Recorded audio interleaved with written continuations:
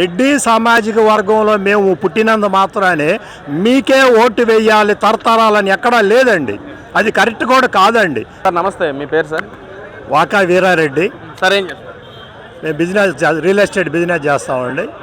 సరేండి sir, real estate అంటూ ఉన్నారు కదా, అసలేంటి రియల్ ఎస్టేట్ వ్యవస్థ పరిస్థితి ఎలా ఉన్నారు? పక్కన వైసీపీ నాయకులేమో చంద్రబాబు వచ్చాక రియల్ ఎస్టేట్ మొత్తం పడిపోయింది, అమరావతి కూడా వాళ్ళ బెనామీల పేరు చెప్పి మొత్తం దోచుకుంటున్నారని చెప్పి అంటున్నారు. మరి మీ అభిప్రాయం ఏంటి అసలు?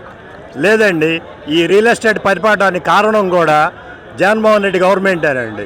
ఎందుకంటే అంతకుముందు చంద్రబాబు నాయుడు గారు రాజధానిని బాగా డెవలప్ చేద్దామని చెప్పి 29,000 రైతుల దగ్గర నుంచి 34,000 ఎకరాలు తీసుకున్నారండి. దాన్ని ఆయన బాగా ఎస్టాబ్లిష్ చేసి ఎక్కడ కూడా ఆ భారతదేశంలో లేనటువంటి విధంగా రాజధాని డెవలప్ చేయడానికి ట్రై చేశారండి.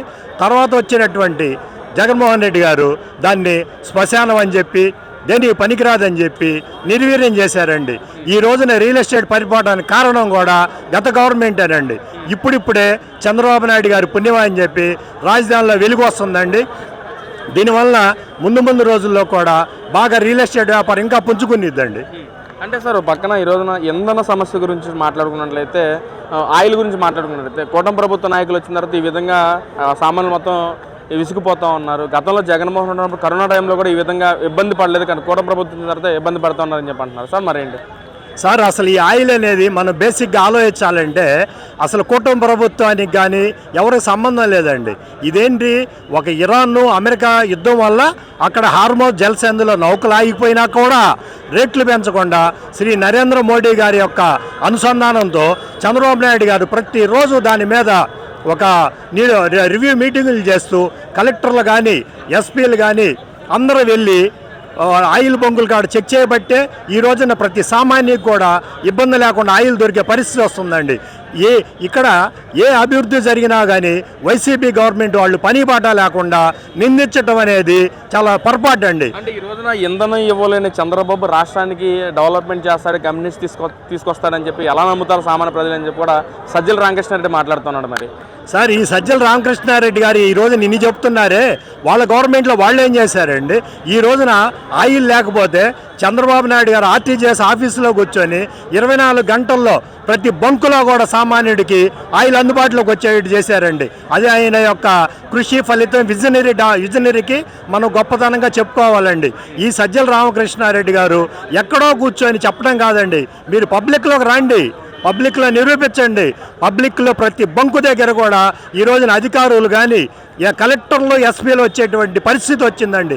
అది కేవలం చంద్రబాబు నాయుడు గారి యొక్క విజన్కి అర్థం పడుతుందండి. ఆయిల్ దొరుకుతుందా సార్ సామాన్య ప్రజలకి? చాలా. అసలు ఇప్పుడు మేము ఆయిల్ కొట్టించుకున్నామండి, ప్రతి బంకుల్లో చేతులు ఎత్తి పిలుస్తున్నారండి, రాండి రాండి రాండి అని పిలుస్తున్నారు. నేను ఇప్పుడే ఒక బంకులో ఆయిల్ కొట్టించుకొని వస్తే, గుంటూరు బైపాస్లో కొట్టించుకొని వస్తే అక్కడ గ్యాస్ కూడా ఒక లారీ కాదండి 2 లారీలు పెట్టి చేతులెత్తి పిలిచి రమ్మని బట్టలాడి ఆయిల్ కొడుతున్నారు, తర్వాత డీజిల్ కొడుతున్నారు, తర్వాత సిఎన్జి గ్యాస్ కూడా కొడుతున్నారండి. మరి 24 గంటల్లో ఇంత మార్పు వచ్చిందంటే అది కేవలం చంద్రబాబు నాయుడు గారి పట్టుదల వల్లే ఈ రోజున అలా జరుగుతుందండి. అంటే ఈ రోజున సామాన్య ప్రజలు ఇబ్బంది పడుతున్నా సరే కూటమి ప్రభుత్వ నాయకులు కనిపించట్లేదా? ఈ రోజున ఇబ్బంది పడుతున్న అందరికీ అండగా నిలబడమని అని చెప్పి కూడా వైసీపీ నాయకులు పిలుపునిస్తూ చెలో పెట్రోల్ బంక్ అంటూ కార్యక్రమం కూడా చేస్తూ ఉన్నారు. మరి సార్ దాని గురించి మీ అభిప్రాయం ఏంటి అసలు? సార్, అసలు ఇబ్బంది అనేది ఉంటే కదండి ప్రజలకి ఇబ్బందే లేదు. ప్రజలకి ఇబ్బంది లేనప్పుడు మీరేదో మీ ఆర్భాటాలు, మీరు గొడవలు సృష్టించడానికి ప్రజలను ఇంకా ఇబ్బంది పెడుతున్నారు మీరు బంకుల దగ్గరకు వచ్చి. అసలు నేను సోమవారం కొట్టించుకున్నాను, కాకపోతే విడి రోజుల్లో 2 నిమిషాల్లో కొట్టించుకునేది 10 నిమిషాల్లో 100 మందికి కొట్టారండి. అయినా కానీ ఎక్కడా ఇబ్బంది కనపడట్లేదు మాకు. చక్కగా పోలీసు ఎస్కార్ట్ ఉంది, తర్వాత అధికారులు స్పందిస్తున్నారు. అసలు ఈ రోజునైతే ఇప్పుడే నేను 9 గంటలకు ఆయిల్ కొట్టించుకుంటే అందరూ చేతులెట్టి బంకుల్లో రాండి రాండి ఆయిల్ కొడతామని బతిలాడే పరిస్థితి ఉందండి.